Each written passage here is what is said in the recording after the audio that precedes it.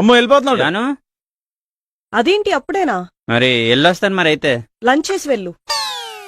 ఏమొద్దు, బయట హోటల్లో తింటే 70 రూపాయలు తీసుకుంటారు, ఆరోగ్యంగా ఉంటాడు. బయటకు వెళ్తానరా, బయలుదేరు. మినిమం కామన్ సెన్స్ ఉందా ప్రసాద్? ఇంటికి వచ్చిన మనిషిని అలా లంచ్ చేయకుండా పంపించేస్తావా? అమ్ము నీకు అర్థం కావట్లే, హోటల్లో తినరా, మంచి భోజనం ఉంటది, వెళ్ళు. అది ఇప్పుడు మా ఇంటి అల్లుడు, నువ్వు అలా అనకు. నువ్వు లంచ్ చేసి వెళ్ళు, ఓకేనా? 2 minutes రెడీ చేసేస్తాను. సరేలేరా, తినేసి వెళ్తానులే. తినే వెళ్తావా? నీ కర్మ. నువ్వు నా ఫ్రెండ్ అయినట్రా అసలు. గోదావరి ఒడ్డున పుట్టినోడునా? నీకు మర్యాదలు తెలుసా? మన ఇంటి కావట్లేదు.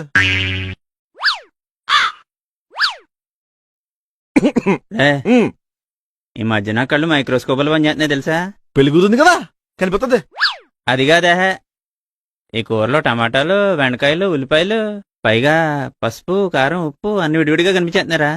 ఇదన్నీ వేసింది గానే స్టవ్ కి మంటాడడం మర్చిపోయినట్టు ఉంది. ఏంటి పచ్చి పులుసు? యూట్యూబ్ లో అంతవరకే చూశాను, తర్వాత నెట్ ఆగిపోయింది. అయిపోయిందేమో దించేశాను. ఇది తింటే చచ్చిపోతా తెలుసా నీకు? మరే మరి చెప్పచ్చు కదా బాగాలేదని. చెప్పాను. ఏమంది? చూపించు ఒకసారి.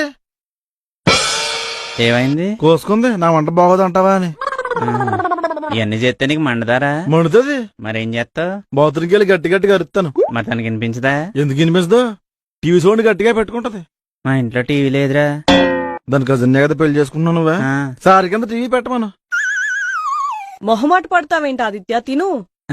అంటే ఇన్ని కూరలో ఏ కూర తినాలో తెలియక. అదంతా ఒక్కటే కూర. హైదరాబాద్ లో ఒకే కూరలో ఇన్ని కూరలు విడివిడిగా ఉంటాయన్నమాట. భిన్నత్వంలో ఏకత్వం. తినే.